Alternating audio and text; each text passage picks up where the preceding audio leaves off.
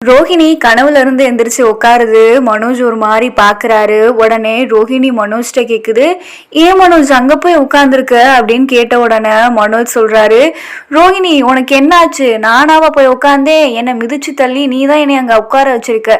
உனக்கு என்ன ஆச்சு? 2-3 நாளா எப்ப பாரு இந்த மாதிரி கனவு கண்டுகிட்டே இருக்க, என்னையும் உசுப்பி விடுற, பத்தாவதுக்கு நீ அடிக்க வேற செய்யற, என்னதான் ரோஹிணி உனக்கு ஆச்சு அப்படின்னு கேட்ட உடனே ரோஹிணி எதுவுமே பதில் சொல்ல முடியாம யோசிச்சுக்கிட்டே இருக்கு. உடனே மனோஜ் கேக்குறாரு, ரோஹிணி என்னாச்சு உனக்கு அப்படின்னு கேட்ட உடனே ரோஹிணி சொல்லுது, இல்லை மனோஜ் அது ஒரு கெட்ட கனவு, மற்றபடி ஒன்றும் இல்லை, சரி நீ வா இங்கே வந்து படு அப்படின்னு சொன்ன உடனே மனோஜ் சொல்கிறாரு, இல்லை ரோஹிணி எனக்கு தெரிஞ்சு உன் அப்பாவோட ஆவிதான் உன்னை சுற்றி சுற்றி வந்துக்கிட்டே இருக்குன்னு நினைக்கிறேன். இங்கே பாரு மனோஜ், ஏதாவது நீ சொல்லாத, ஒரு கெட்ட கனவு அவ்வளோதான், நீ வந்து இங்கே படு அப்படின்னு சொன்ன உடனே மனோஜ் சொல்கிறாரு, இல்லை நான் போய் விளக்கமாறு செருப்பு இதெல்லாம் நான் இங்கே எடுத்துகிட்டு வரேன், அதுக்கப்புறம் வந்து நான் படுக்கிறேன் அப்படின்னு சொன்ன உடனே ரோஹிணி சொல்லுது, மனோஜ் அதெல்லாம் ஒன்றுமே கிடையாது, பேசாமல் வந்து படுக்க போறியா இல்லையா அப்படின்னு ரோஹிணி சொல்லுது. அதுக்கு மனோஜ் சொல்கிறாரு, இல்லை ரோஹிணி நான் போய் எடுத்துகிட்டு வரேன் அப்படின்னு சொல்லிட்டு மனோஜ் விளக்கமாறு செருப்பெல்லாம் எடுத்துகிட்டு வராரு.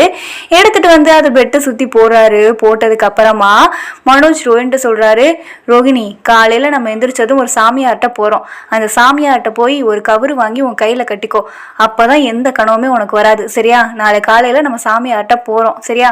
படு அப்படின்னு சொன்னதுக்கு அப்புறமா ரோஹிணி யோசிச்சுக்கிட்டே இருக்கு அந்த விஷயத்த பத்தி. காலையில ஆயிருது, எல்லாரும் சாப்பிட்றாங்க, ஹால்ல நிக்கிறாங்க. அப்ப மனோஜ் விஜயாட்ட சொல்றாரு, அம்மா நான் சாமியாரை போய் பார்த்துட்டு வந்துடுறோமா அப்படின்னு சொன்ன உடனே விஜயா கேக்குது, சாமியாரா? சாமியார் எதுக்குடா நீங்க பார்க்க போறீங்க அப்படின்னு சொன்ன உடனே மனோஜ் சொல்றாரு, இல்லம்மா ரோஹிணி 2-3 நாளா கனவுல எந்திரிச்சு கத்திக்கிட்டே இருக்கேன், எதுவும் பண்ணாதீங்க, என்னை விட்டுருங்கன்னு சொல்லி கத்திக்கிட்டே இருக்குமா, அதான் சாமியார்கிட்ட போய் ஒரு கவர் கட்டிட்டு வரலாம் அப்படின்னு சொன்னேம்மா அப்படின்னு சொன்ன உடனே விஜயா ரோஹிணிட்ட கேக்குது, என்னம்மா சொல்றான் இவன், உண்மையா ரோஹிணி அப்படின்னு கேட்ட உடனே ரோஹிணி சொல்லுது, ஆமா ஆண்டி, சும்மா ஏதோ ஒரு கெட்ட கனவு, மற்றபடி எதுவும் ஒன்றும் இல்லை ஆண்டி, மனோஜ் தான் சொல்ல கேட்காம சாமியாட்ட போகணும் கவர் கட்டணும்னு சொல்லிக்கிட்டு இருக்காரு, மற்றபடி ஒன்றும் பிரச்சனை இல்லை ஆண்டி அப்படின்னு சொன்ன உடனே விஜயா சொல்லுது, சரிம்மா ரோஹிணி அப்படின்னு சொன்னதுக்கு அப்புறமா மனோஜ் சொல்றா, அது ரோஹிணி அப்பாவோட ஆவியா கூட இருக்கலாம், ரோஹிணி அப்பா இறந்ததுல இருந்துதான் இவன் இந்த மாதிரி கனவு கண்டு இந்த மாதிரி கத்திக்கிட்டு இருக்காமா அப்படின்னு சொன்ன உடனே